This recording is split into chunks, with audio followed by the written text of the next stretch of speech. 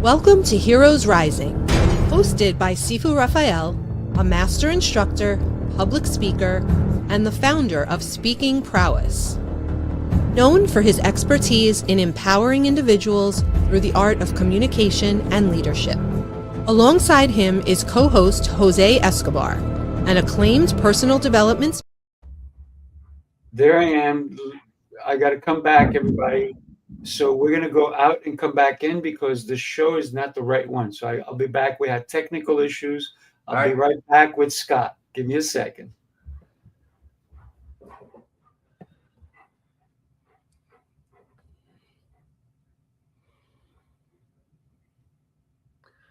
I did that because I'm on a podcast with Singapore right now. All right. Guess what? We're going to try this again. So all right. Sounds good. Let's do it. Everybody, thank you for your patience. And here we go.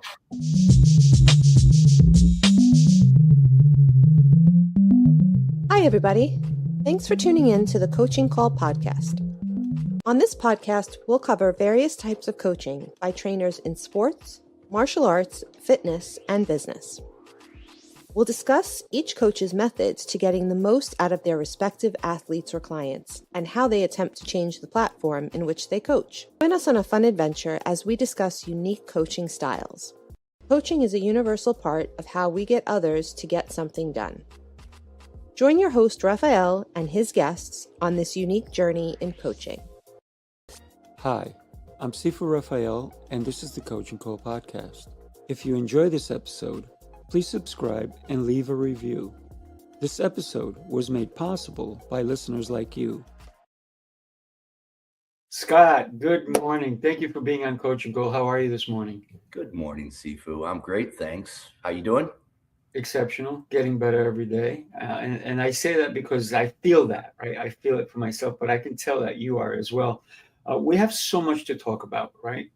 And I love the energy that you bring. I love what you're doing. I love reading your book, right? BOS-UP Moments. Oh my goodness.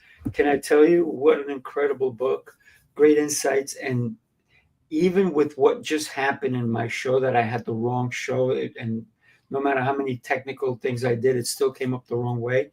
That's the custodian, right? We got to clean things up a little bit sometimes. And I love the aspects of everything, but let's get to who you are first, and then we'll get into your book and everything. Where were you born, and who would you say influenced you before the age of 15? Yeah. Well, I live in Indiana, and I was born in Fort Wayne, Indiana, just a little north of where I am now. Mm-hmm. My dad is a mechanical engineer, and he basically became successful and known for cleaning things up, being a custodian, also being an architect and a builder, which, as you know, are the first three moments in the book. And I moved all over the world pretty much as a kid. Went to London for 7 years, Madrid for 3, Paris for 1, back to the States. And so my dad and my mom were my anchors. They brought stability and guidance and leadership.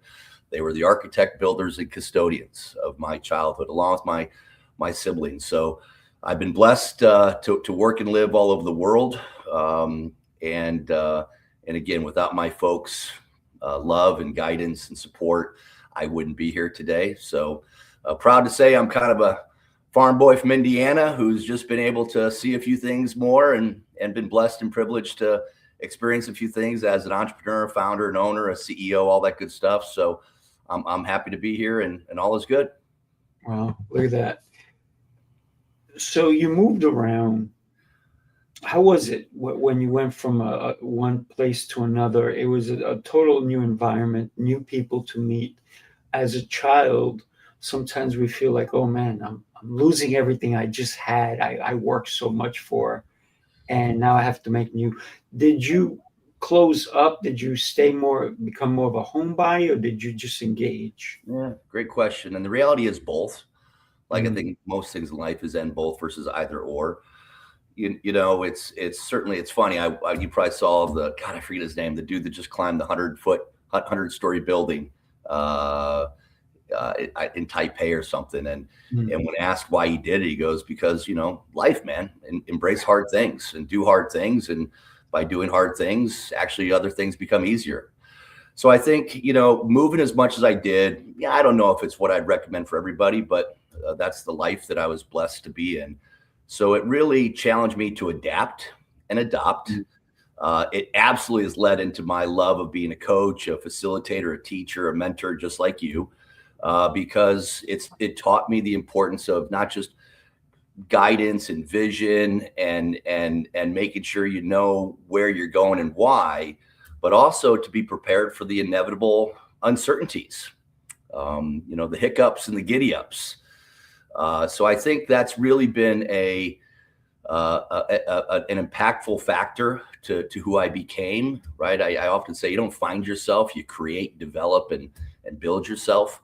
So yeah, it definitely was part of my bringing up and who I am, along with, DNA that you can't change. And that's why we need systems and structure and coaching, because inevitably, God's got a sense of humor and he made us the way we are, but it doesn't mean you can't overcome some of your innate liabilities just because of the way you were born, and find people like yourself, Sifu, and other mentors to help guide and develop and nurture you to be a better version of yourself. Yeah, I love that. So mom and dad were your biggest anchors, you said, and I love the way you call them anchors, right? A lot of people don't see that because in order to be on a boat, you need an anchor. You can't just go out without one, right? You will be very stuck out there.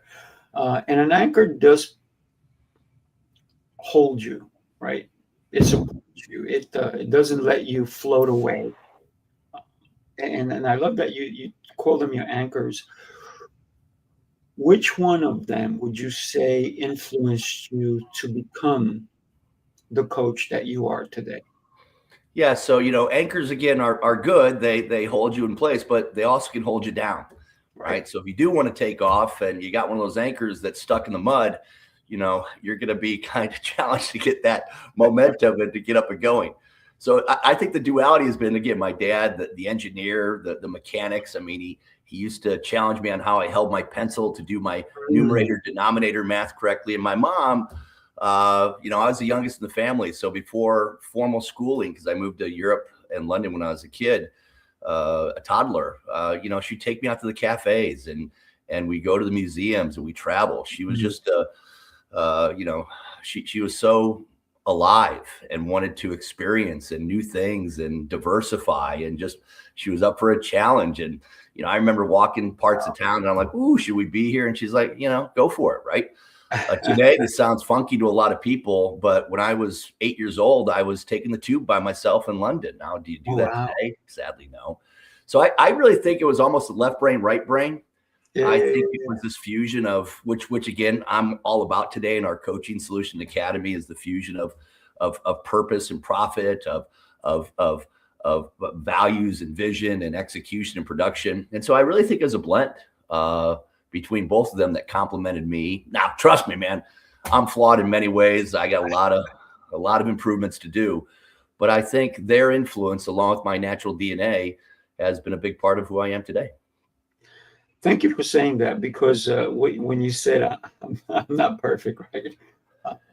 And I've never met a perfect person, and I tell everyone I know, if you ever do meet a perfect person, call me. I'll drop everything. I want to go meet them, right? Run, Forrest, run. Yeah. So put them in a bottle and dissect them for science. Yeah. Oh my God, no! Do not dissect. Do not dissect. Yeah. Well, what you find is when you cut it open, you'll find bullshit. That's what you'll find. So yeah. We need to explore what they think, how they think. But one of the things that you said is that it's an ever-changing evolution of who we are, is what I really heard you say. That you're still growing, you're still progressing, no matter. And one of the things that I keep hearing a lot, and even I believe it, is the older I get, the less I know. The more knowledge I receive, the less I can know, because there's so much. Yeah. And in this day and age, if we're not hungry for more, and don't get me wrong, you can't consume every little thing because you'll just do nothing with it. But applied knowledge, that's power. Yeah. And that's what you talk about in your book as well. We're going to get to your book in a little while, but so you traveled, when you talked about going to places with your mom, she was putting the culture in front, right? And I love that. And then your dad was structure, right? I love the engineering aspect, the culture aspect of it, because it kind of made you a little bit more rounded than most, if you will. Being able to see things from a different perspective that some of us may not be able to see. And I think that's you can see that in your book, because I'm like, oh, look at the way he thinks. Just by reading your book, you allowed me to enter who you are as a person, as a thinker. And I loved it, right? So this is why I'm excited for today. Thanks. So you traveled, you went everywhere, and you said that's what made you a coach. But I don't think that's what made you a coach. I think what made you a coach is everything you saw, not the traveling aspect, but what you saw and what you interpreted as what should be done. Tell us about that. Yeah, I love your perspective and your phrasing there. You know, we're certainly influenced by positives, people we admire and respect for various reasons, character, skills, you know, various attributes. But I got to tell you, man, and I don't want to out anybody, but my first couple of jobs, I worked for people that I didn't admire, respect, or want to be like. So often, like so many things in life, it's not necessarily what it is that inspires us. It's what it is that we realize we don't want to be like. Back to the end, both. And so I have been fortunate to work with big companies and small. I've been an entrepreneur and a classic contributor and a, sit at a desk kind of a gig. So I've been blessed to see all sides. But yeah, I think at the end of the day, coming back to perspective, you can look at things as stumbling blocks or building blocks. You can look at things as inhibitors or accelerators. And you know what, Sifu, as you know, they're often the same per se, but how you ultimately accept, leverage, and choose to benefit from, right? Either it becomes a frown or you turn it upside down, it becomes a smile. And this is what I got motivated by. Yes, having built, run, scaled, and failed as much, if not more, than I've succeeded for sure. My last company I sold 5 years ago. So I'm also do venture capital, which in hindsight, I don't know if I should have done as much as I did, but you can learn. But yeah, there's no doubt that I've been inspired, influenced, motivated, probably as much by what I see good and want to do as what I see not so good and don't want to do. You made me think of you brought when you started talking about what you see people doing and the people that you worked for that you didn't necessarily say, oh, I want to be like them. You made me think of my first job was when I was 10 years old and I worked in a bingo hall. And the only reason I got the job is because I was tall. And it was a friend of mine who was actually, his brother was 17 years old and he was working at the bingo hall. And I said, hey, do you need anybody? He goes, yeah, actually somebody just quit. So we had to clean this bingo hall. It was huge. It took just to clean out the tables and everything, like 3 hours, right? Just to take out the garbage and then clean the tables off. And then there was mopping and all that. But just the tables themselves was about 3 hours. It was a lot. It was a huge place. But then I saw the three owners, and they used to sit at a table and smoke and play cards. And I never said, I want to be like them. I said, I want to own something like this, but I don't want to sit somewhere, smoke, and do nothing. It's because that's how I saw them, right? They were doing nothing, even though they owned this place, they were successful with it. But that led me to understand that business is so important, because guess who was the custodian that day or those days that I was watching these guys? So I was cleaning bathrooms, I was mopping, I was doing the whole thing at 10 years old. Yeah. And believe it or not, at 10 years old, I was making good money and it was cash. back in the day, right? And so look at when we can work for somebody, it doesn't mean we necessarily have to believe what they believe. Yeah. And thank you for bringing that up, because that's something that a lot of people don't realize, that maybe it's a stepping stone, right? That we're on, and that we can't stay there because we need to move to the next one. And not only are you right, that reality works both ways, by the way. And I would say to all of you out there, whether you're founders or CEOs or, again, classic line item assembly line people, good leaders know that there's this, or should be, a recognition that they're not always for everybody. People want to grow. They want to enhance their career and sometimes move on, and not because they're bad leaders, but they just want to do something above and beyond. And if they do leave when the leaders don't want them to, well, who's that on? That's on the leadership. That's on the culture. That's on the deal, if you will, that they have in terms of the harmony between you get paid for and you do X, Y, and Z, and in return, I get and you give, right? So I love it. And I would just, and I think we've come a long way.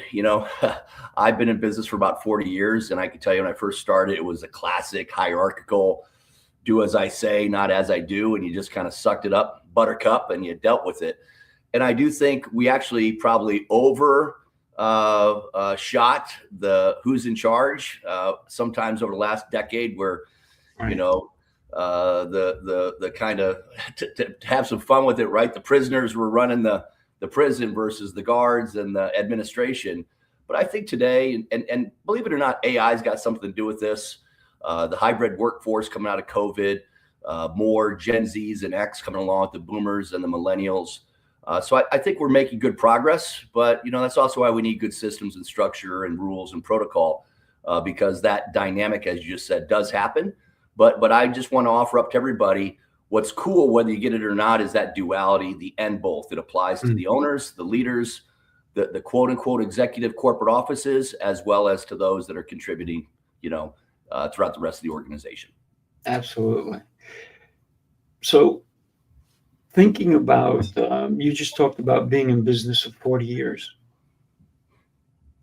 What was your thought, and what was your first job? What was your mindset like when you got your first job, and what age were you, if you recall? And what was the mindset that you went into that job? Because a lot of times people get into working as a teenager or a young adult, and their mindset is money, money, money, right? Yeah. How much money can I get? But what was your mindset? Because mine, a fun story outside of doing caddying and stuff. When I moved to Spain, sophomore year of high school, I obviously don't look Spanish. When I was younger, I had much blonder hair and looked much more like Americano than I do now.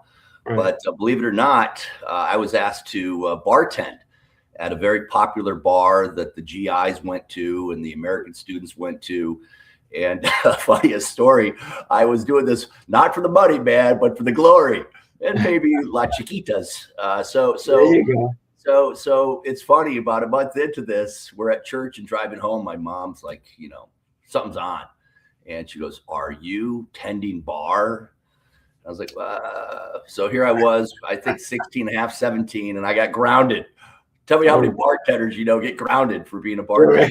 So, it's funny when you say cash or glory. And I do think that's a reality that I try to help young adults with, is even entrepreneurs. Are you sure you want to be one? It's not so bad to go work for the old man's, Chevrolet shop, if you know what I mean, right?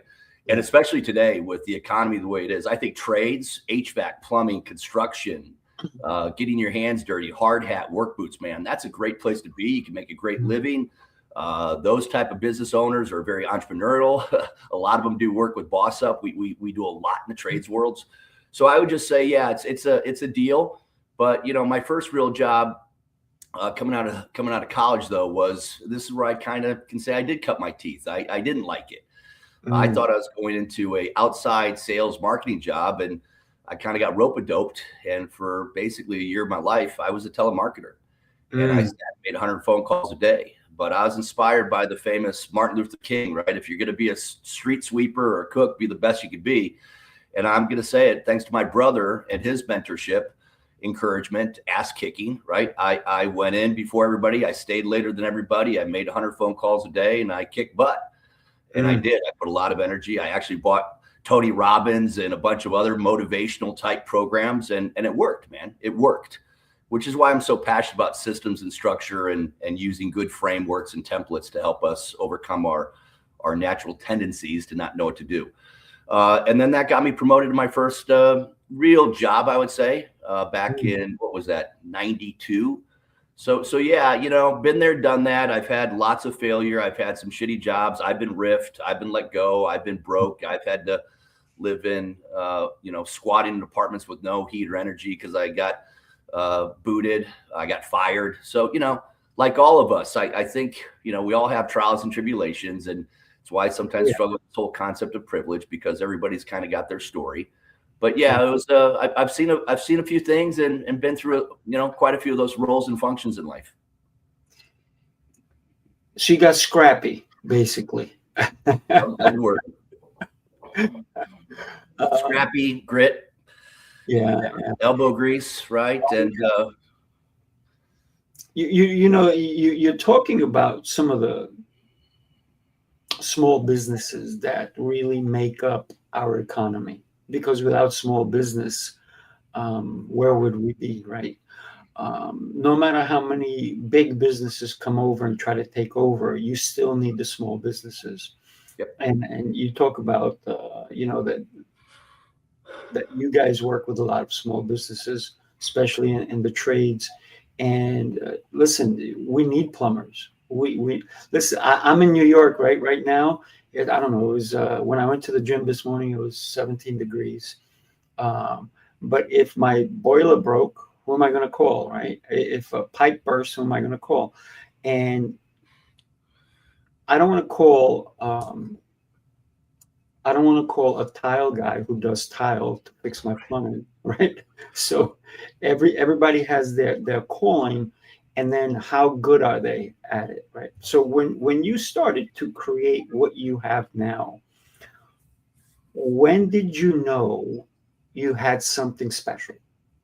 At what point in your life? Yeah, well, again, I would say it's been an evolution. Of course. I'm still learning, growing, right? You ain't learning, growing, you're dying. So we've talked about this. By 90, I hope to be 90% complete in terms of me being, truly to that place, which, by the way, will never happen. So yeah, I think it's been a big time evolution. I've worked with some of the biggest consultancies, the McKinseys, the KPMGs, E&Ys. I've had them myself. Most of my career has been in consulting, systems, technology, software implementation, as a founder, as a CEO, as a partner, as an investor. So I've seen, the highs and lows of, startup cultures getting screwed up because of mantra and temperaments, as opposed to also embracing, structure and protocol and rules and discipline and rigor. But I really think over the last decade, when I started really hone in, Straticos is the parent company to BOS-UP. It was my own consulting coaching company, had a great run, worked with hundreds of companies, thousands of sessions with leaders, read tons of books, invested in lots of other programs, materials. And about 3.5 years ago, we started BOS-UP, which provides our coaches with solutions, assets, resources, and support to help them implement successful tailored business operating systems along with their coaching and this little thing called AI. And then so that's my first book was BOS-UP Moments, which back to my dad is kind of like the engineering, the architecture, the mechanics, if you will. Think about a car. This is like the chassis, and this is for the people to make sure that the people have the right temperaments when they're driving. They are more confident and comfortable in their style, their approach, and their ability to get along and to grow and progress. So really, it's been an evolution, Sifu, to be very candid. And it's, again, been inspired by what I loved and what I liked and what I thought was right. And also by, I don't think that's necessarily the right way to do it. And God knows we're human, so there's choice. And I don't claim that, we're it or that we're perfect or we're for everybody. In fact, frankly, I think that's one of our important moments is keep it real, right? We're not for everybody. I don't like every type of food or, certain types of people or clothes or environments. And that's okay, right?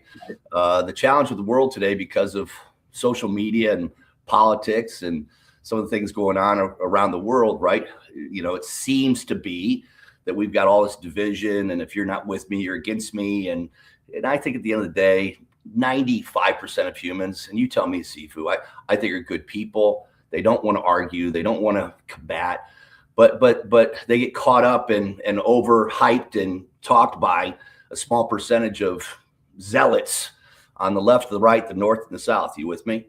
And so, yeah, I just think it's been this evolution and now this fusion of, again, I'm going to go back and say purpose and profit, head and heart, production and purpose. And, I just think this is a modern, flexible, and inclusive way to help, again, not only the individuals, but the organization be the best it can be. I love that. You made me think that some people believe that they're surrounded by that 5% you were talking about. Oh my God. And that's all that's in their life. And that's back to the book, if I may. That's when you need to take a break. That's when you need to say time out, right? Yeah. My kids played travel soccer, and I grew up playing soccer myself. But in clubs, there is this 48-hour rule. And it says, hey, as a parent, you might be a little disappointed that the coach did this, or your kid didn't get this time, or you were upset and angry. But literally the rules are, if you did something snarky or, inappropriate in terms of your reaction, right? Think about it. Reactions typically are negative and responses are positive, right? You react negatively to the medicine, you responded positively. But if you did something within 48 hours, man, you got the boot, you're gone. And so back to boundaries and terms and conditions. And a lot of people think that's like corporate jargon. No, man. You need them in your life. You need it in your relationships. In fact, I would say that's why we have so much dysfunction and divorce and people not getting along, is because they don't want to do the hard things around setting good boundaries and having quote unquote guardrails and rules, if you will, right? Oh, we're a relationship. Let's just hug and get along. Yeah. I get that. We also need some parameters and principles and standards that need to be respected as well. Without a doubt. So how do you help an organization take out the junk and start to implement the things that are going to help them elevate to a different level so that they stop? Because listen, a lot of people, what do? They make New Year's resolutions. Meanwhile, they're still doing the same exact thing that got them no resolutions, but they want different results. We know it's called insanity, right? When you try to do the same thing and expect different results. So how do you help an organization or a business move away from that? Do you come in as I guess, a termite investigator, right? You look at all the nooks and crannies and where's all the little bugs that are killing this company. So I'm gonna say that it's so important for everybody to consider what you're going to tell us just now, because I think this is important for everyone. Yeah. So first and foremost, and this may sound like a boastful comment, but it's not if you really listen to what I'm going to say, not just your theory of what I'm saying. If you do it right, people like you and me can help literally anybody, and really for two reasons. One, we've got some credentials. We've stumbled and fumbled. We've made a big investment in knowing what we know now. But you want to know what the second big one is, right? We're not encumbered with their baloney. We have a subjective, objective opinion. As the expression goes, you can't read the label from inside the box, right? So many of us just get in our own darn way, and you need that person in your life to say, hold on, time out. One of my moments is coachable, right? Are you willing to learn and listen and gravitate? But second, and not to overhype it, but inside of our BOS-UP Coaching Solution Academy, we've got proven formulaic, programmatic, configurable ways to do exactly what you just said. We follow a process that is proven, where we help people work on versus in, right? Get out of their own way and do an assessment of what we call the 9 core competencies, everything from your vision to your ideal client profile. How do you report? How do you manage? How do you set your goals? How do you meet? That's there.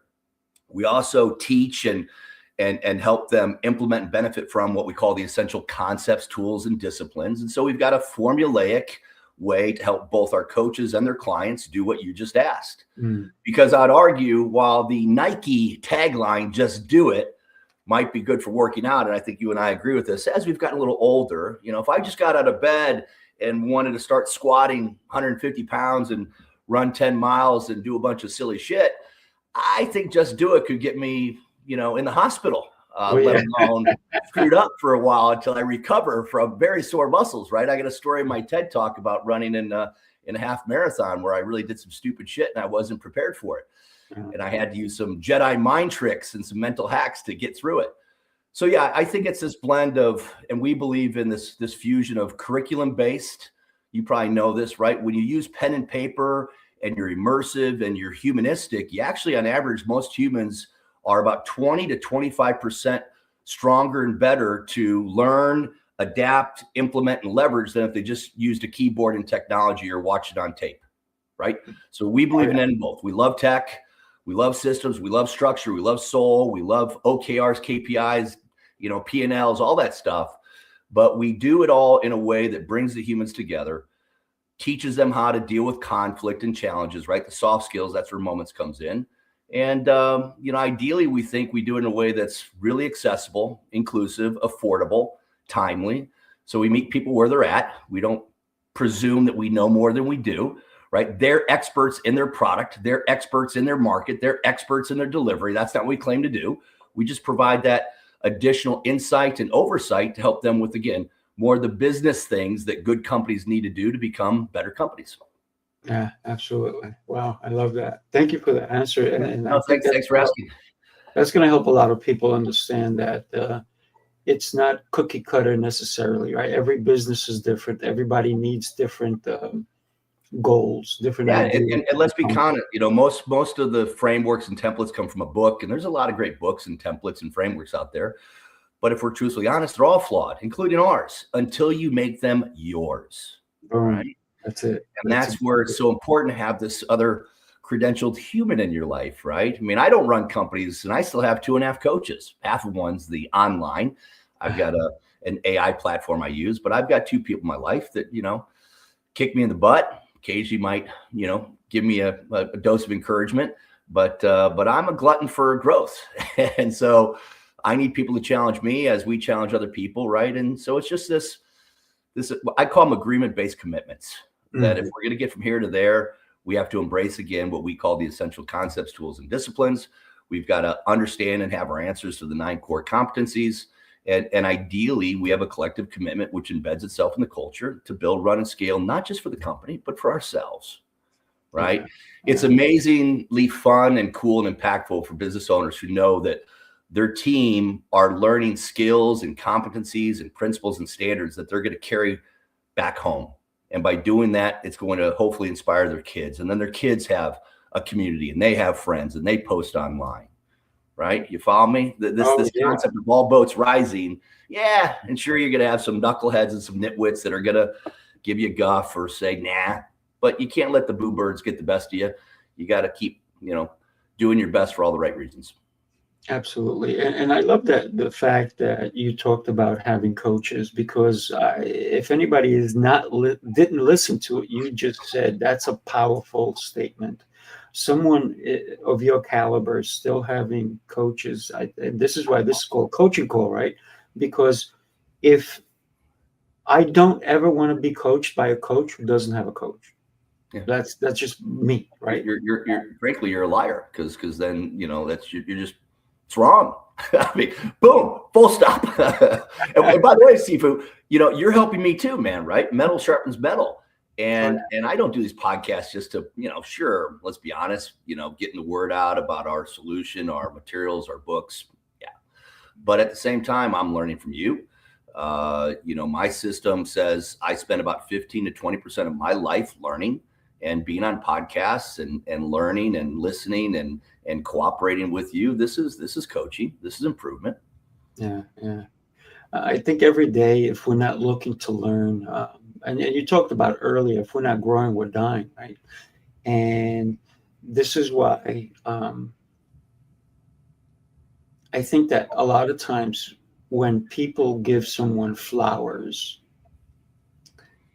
we have to understand that they're going to last only a little while.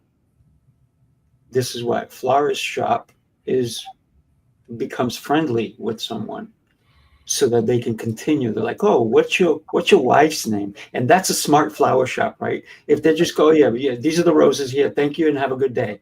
Yeah. More of let's get involved and let's find out who are you buying these for. Yeah.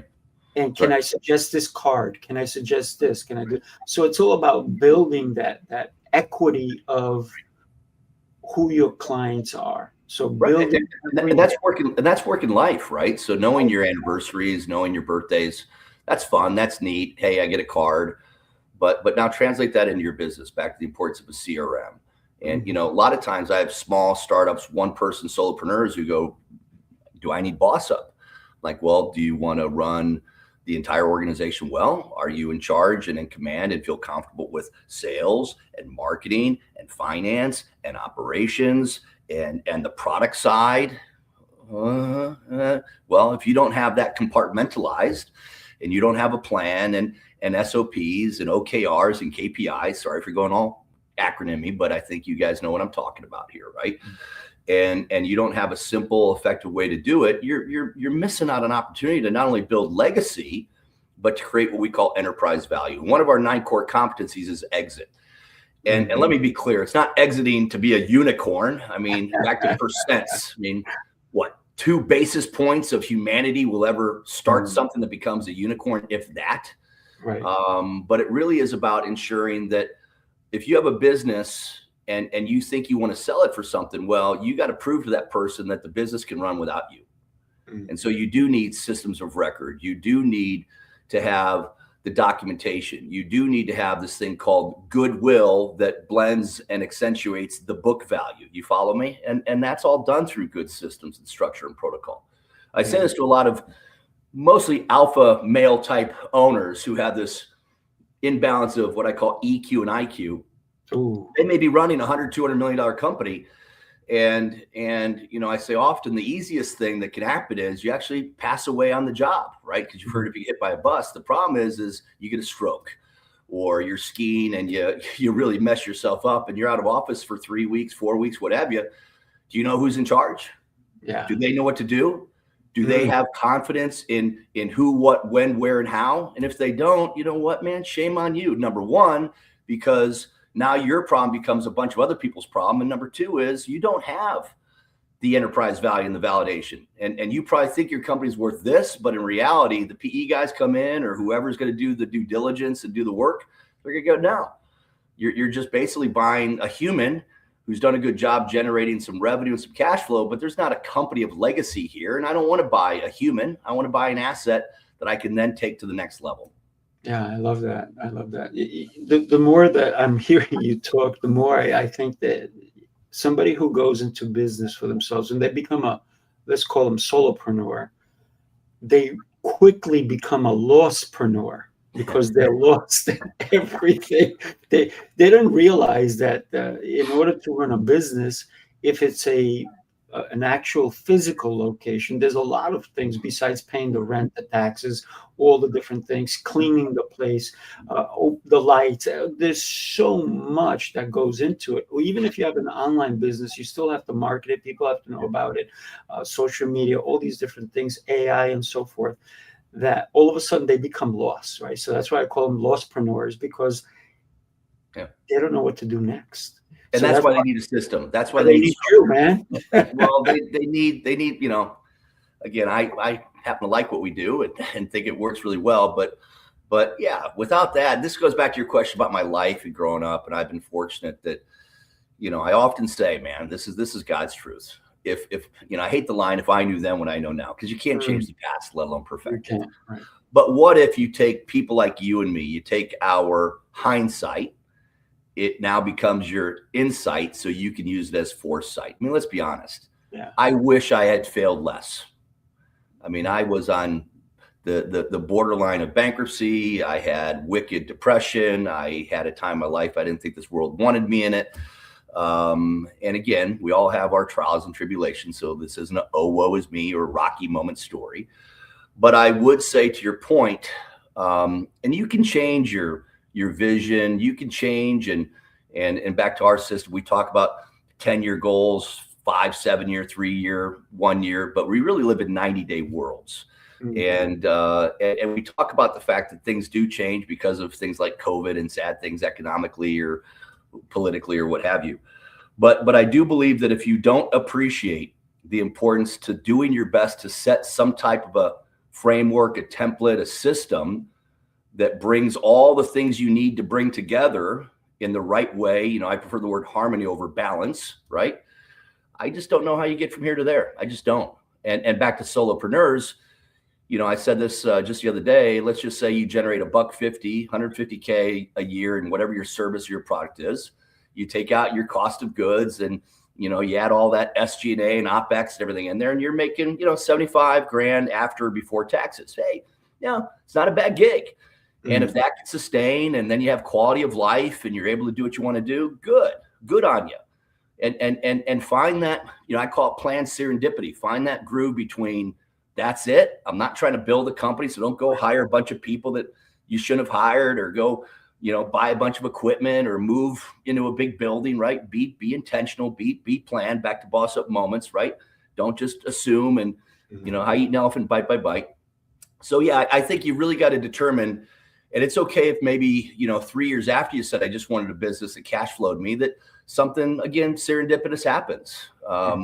A new joint venture, a client that asks you to go 5X, right, on what you're delivering them. Then, you know, again, the more systemized and structured and the fiduciary governance you have, the easier it is, man, to then make that leap from me, solopreneur cash flow, to me now company guy and building something bigger. Sometimes it's okay to dream, but sometimes we dream without planning, right? And we try to act on a dream without the due diligence, if you will. Before we go on, let me share this with you. Take a look. You followed the rules, tried the restrictions, counted the carbs, the steps, and the failures. You're not lazy, you're exhausted from doing it all without real change. What if the problem isn't you, but the plan? Sifu's Mind Body Method is a 90-day transformation built on 7 unshakable pillars: mindset, movement, nutrition, hydration, fasting, journaling, and faith. This isn't another shortcut. It's your structure, your strength, your reset. You don't need harder, you need better. Ready to begin? Start today. We need better, right? I mean, I'm not just saying this because I'm looking at you and I'm on your show, but I loved every word of that video. Thank you. I applaud, approve, encourage, support. Heck, I'm going to be an activist on this one, man. Dig it. and it's especially today more than ever, man. I mean, it's just for being honest and forthright. And again, I believe, you know, the old expression is glass half full or half empty. It's both. Neither a cynic nor an optimist be. I encourage you to be a positive pragmatist. And though that said, the reality is, yeah, we need what you just showed and what you do, very sincerely. And it's sort of the question you said earlier. When I first started, right, concepts like it's not personal, it's business, or that doesn't matter. You know, good news is I think a lot of us humans have evolved to say, it's not so true. Right. But, you know, while there may not be an I in team, you can't spell team without an M and an E. I often think a lot of leaders think it's selfish to take care of themselves more than they should. And I would argue it's selfless. Because you can't be here for other people, let alone be a servant leader, if you're not being the best that you can be. So I applaud, encourage, and for those watching, take Sifu up on his 90-day transformation program. Thank you for that. And the reason I created it is because this is the way I live my life. And then what got me going is that I see so many people who are going after the money. They're going after success. But yet they're killing themselves because they're not taking care of the number one person that they need to take care of, right? So let's get into your book. So you think those days of Gordon Gekko, greed is good, as you are in New York City here, man? You know, well, maybe it is, as long as you have greediness in a humble, confident way to, again, personal health, spirituality, right? Mindset, heart set. So let's get into your book, right? BOS-UP Moments, right? And I even love the way it's written. It's here. It's easy to read. I think it's fundamentally sound, and it gives great advice, and it gives somebody something to ponder on. And it really, if somebody picks up your book, there's two questions I'm going to ask you. What possessed you to write it? And then the other one is, what do you want people to get from it? Well, I think the possession, and I admit that I do have that. I could get pretty intense. Don't let the calm, cool, farm boy from Indiana fool you.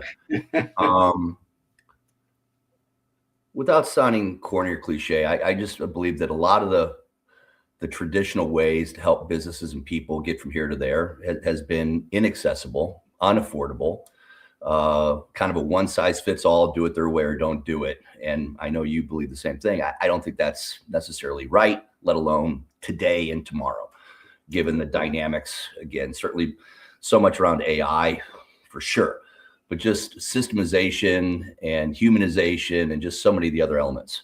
But really the idea was, and I work a lot with schools. I'm partnered with a lot of schools. Shout out to our friends at Indiana University, Kelley School of Business. We've got a major initiative underway where we're bossing up 100 plus companies, under-resourced people without the budgets, or the Hispanic-owned businesses and a whole host of others using our programs and our materials and actually their faculty. But I'd say it was really trying to not stop people from reading big, long, expansive books, but and not assume that there's instant gratification here, but find somewhere in the middle, right?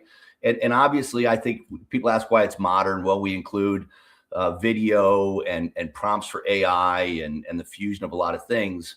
But really, the intent was to be accessible and fun, meet you where you're at. A lot of people, in fact, I just did a big talk yesterday, and one of the people said, how do you define there's magic in these pages? And I was in front of about 30 people. I said, hey, you want to play along with me? By the way, I love magic. And so I said, do me a favor, open up to the table of moments. And I said, just look at this and just, if you don't mind being authentic and maybe even a little vulnerable with us, think about your situation, your moment that you're in, work, life, business. Which one of those 40 moments sparks, speaks, resonates? And I think he said boundaries. I said, so before you go to page 48, what about boundaries intrigues you or speaks to you? He said, blah, blah, blah, blah, blah, blah. I said, now do me a favor, go and pick up the page and read the opening introduction. And he read it out loud. He's like, ooh, I said, does that resonate with you? A little Jedi mind trick. Now turn the page. And I said, don't go here, but just read the top 3 gems. Ooh, okay. Now you're going, what do I do about it? Now go to the final page of the prompts. I said, look at one of these 5 prompts, and I'm actually going to pull up my Vector. Vector is my personal AI phone. And I said, talk in a Vector as if you're journaling, you're dictating, you're just speaking out loud. Make it personal. Say your name. This is your function. Blah, blah, blah. I said, now you take pen and you take Vector. And how do you not say this is compelling insight? These prompts have generated a strategically tactical thing for me to do to start or stop a habit that I need to start or stop, right? And now you've got both the literal and the contextual additional validation. And by the way, how long did that take us? 5 minutes. How much did it cost you? Nothing. So where's the magic? There you go. And then last but not least, to complement it, if I may, all of the moments have a QR code to a video. So not that you're wanting to see Scott Abbott in your life, but I've actually got 85 videos out there already. Volume 2 is coming out late in the summer with 40 more moments. So if you're one of those people who likes to listen and watch and not necessarily read, click on the code and boom, up pops the video that you can share in classrooms, one-on-one, when you're journaling by yourself on the weekend. So again, when it's all said and done, I've seen that people go, oh, okay, I see the magic now. That's my answer. Thanks for letting me showcase a few things there for you. It's a magical book. I love the prompts. I love the fact that you can go and listen to you and experience it kind of firsthand and understand it even deeper. Not many books do that, right? Many books, and I'm an avid reader. I read all the time. And for me, it's about what is it about this book that's going to impact me. Now, when I was younger, I used to read for fun, right? I still read for fun. I enjoyed your book, and that to me was fun. And people are going to go, but wait, that's kind of a business book. How is that fun? I said, because I love business. And business, and I feel so strong about business that I even have a show called Business Prowess, which I'd love to have you on that one at one point. And when we think about, I even have another show called Leadership, right? Unified Leadership. Love to have you on that one. So everything revolves around what it is that you're passionate about. And I think business is something that we should all get passionate about. I try to encourage, and I teach a lot of youngsters also, and I try to encourage them to don't be afraid to work for someone. Get a job at McDonald's or Taco Bell or whatever, but don't consider it as a job. Consider it as a stepping stone, somewhere where you take whatever little money they're going to give you, because they're not going to pay you a lot. But take that and start looking at, how can I invest this money? Yeah, maybe I want to go hang out with my friends because I'm 14, 15. But can I take a portion of that money and invest it? How do I learn to invest? How do I do this? How do I do that? Because by the time that you're in your 20s, you would have accumulated a good amount of money and good investments. And some of them may fail, some of them may not. But it's also about educating yourself along the process. And I think that's something that we need to encourage more teenagers to start doing, so we can have a better outcome for our country. Because when I see a kid, a 5-year-old kid, I want to impart with them so much knowledge, that because they're my future. Yeah. And so I encourage the parents. I said, listen, teach your kids, because they're not only my future, they're your future too. Yeah.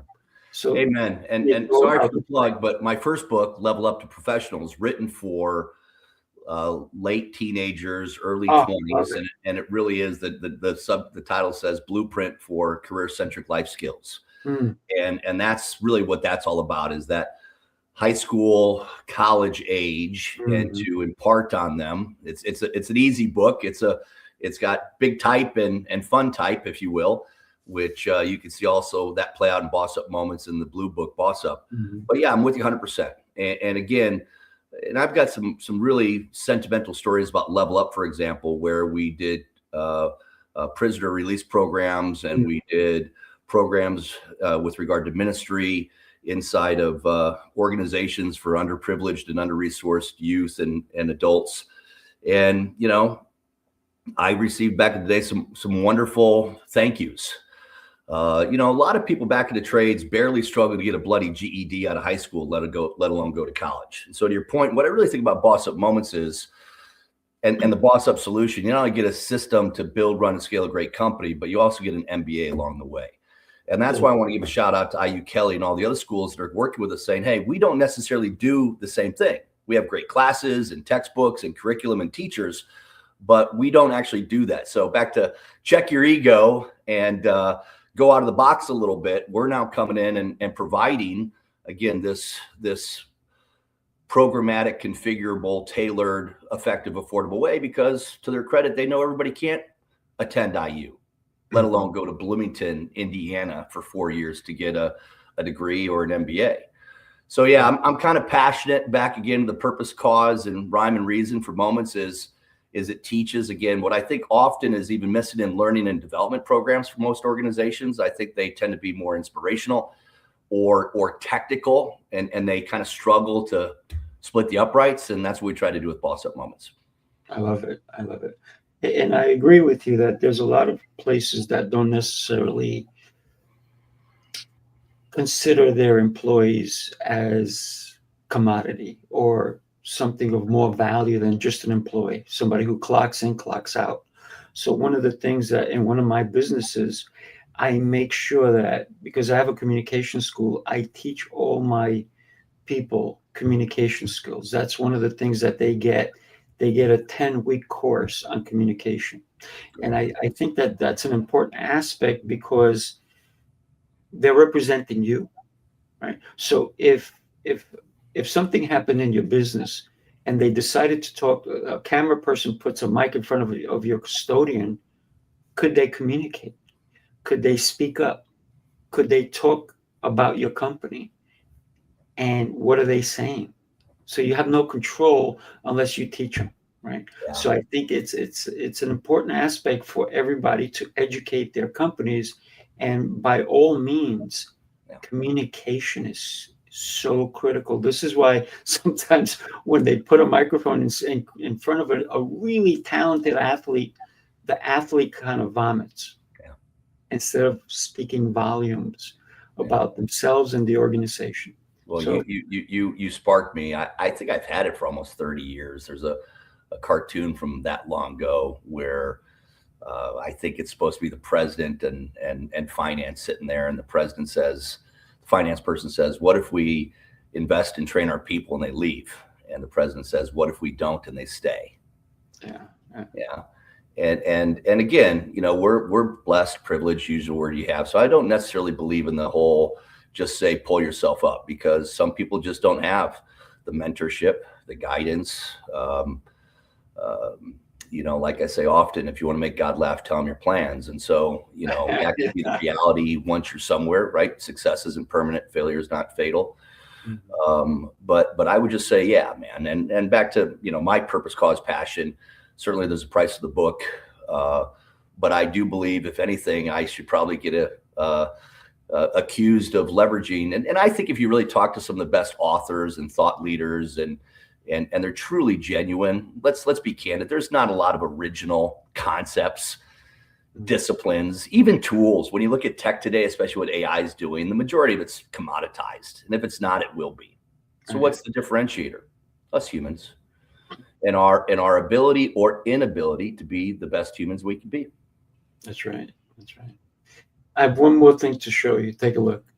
The city never sleeps, and neither do the dreamers who build its pulse.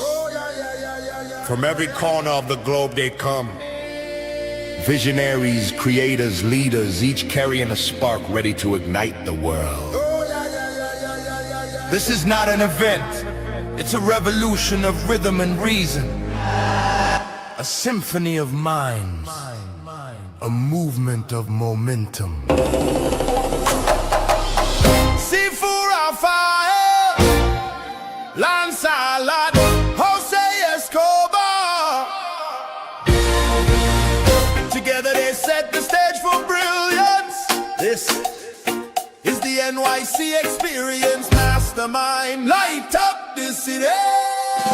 They coming from the east, coming from the west. Knowledge on deck, put the truth to the test. Leaders in motion, hearts in sync, dropping wisdom so deep it'll make you think. They bring stories, sweat and flame, different faces, one shared name. Elevation, that's the sound. NYC experience mastermind, where purpose is found.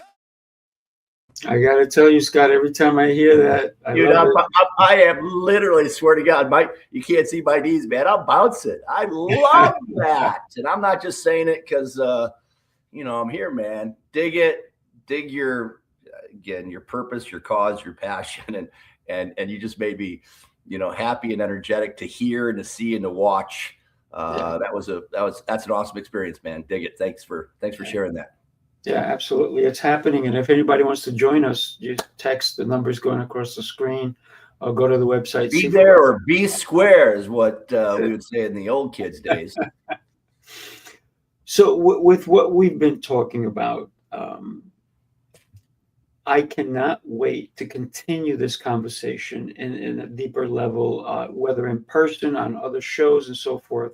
But I am beyond thrilled and happy that you said yes to coming on the show and sending me this book, which, by the way, everybody needs a copy of this book, BOS-UP Moments. And one of the things is Field Guide to Prosper in Business, Work, and Life. Think about it, right? I believe that business does not end from 9 to 5. I think business is all around. When you're on vacation, that's business. It's because you need to be in business to go on vacation. You need to be everywhere. Where you go, there's a transaction. You ask somebody on a date, that's a transaction. Everything is business. So learn business. Go get your book, BOS-UP Moments. Scott, before we go, I have your website going across the bottom. Tell us what somebody can expect. You have 45 seconds, and what can they expect when they go to your website? Yeah, just it's a place where we've got links to every place else. Get the books, get some inspiration, get some resource materials, connect to us over at BOS-UP. If you're looking into being a coach with us, we're looking for credentialed professional coaches and consultants across the world. Love to have you in our team and our community if we're a fit. But yeah, out in the interwebs, man. Instagram, Scott Abbott, ABC. Same for LinkedIn and X. Scott Abbott, abc.com, just for more information. And I really appreciate what you said, Sifu, about the business, work, and life. And I kind of have a hope that BOS-UP sits both in the proverbial briefcase and the backpack. It sits at your desk at the office and at your nightstand at home. And yeah, give it a shot. In fact, I made what became a popular challenge, and I'm going to stick to it right now, about 40 days ago, and somebody in my session yesterday brought it up. I said, if it doesn't become your top 10 favorite book to help you in business, work, and life, shoot me a DM very sincerely on LinkedIn, and I'll send you $100 through Venmo or Zelle or whatever it is. Wow. Talking about putting my money where my mouth is. That's how we do it. Not only Because it wasn't not me. It was a labor of love. I have a team. You could see, man. I didn't do that all by myself. We had a great group of people. Dozens of humans helped, let alone all the 40 years plus thousands of clients and situations. So just because my name happens to be on it, it ain't just about me, man. I love that. Thank you for sharing that. And who would? Here's the thing with books, right? And me and books. If my book sits on the shelf, man, it's a waste. So I go to my bookshelves and I go, what book haven't I read lately? And don't get me wrong, I love reading new books, but it's me going back and saying, this book needs to be here. So I have in my other businesses, I even created a whole bookshelf as a giveaway for books. Yeah. So people can come in and they go, I'm going to borrow a book. Borrow it. If you want to return it, return it. If you don't want to, maybe bring a different one. Yeah. So for me, it's about impact, right? And without knowledge, where are we? But the most important thing is applied knowledge. So we need to apply all the concepts that align with you. Now, maybe there's a concept in here you go, that doesn't align with me. Then don't use it, right? And Scott will tell you, use the ones that matter to you most. So Scott, I want to thank you so much again for being an exceptional guest. And now I'm going to call you my friend. Sifu, so, likewise, thank you. Appreciate those listening. And I know it sounds a little corny and cliche, but let's all pay it forward. Oh, yeah. Absolutely. Let's not only do unto ourselves to generate impact and income, but help others around us as well. So thank you for this. Absolutely. Do me a favor, everybody listening. If you enjoyed this, share it with somebody who maybe they were at work or they were somewhere else. Maybe they were traveling. Share this episode with somebody. They need to hear today's message. And you may need to hear it again. All right, everybody. God bless, and we'll talk to you soon. Don't go away, Scott. We'll be right back.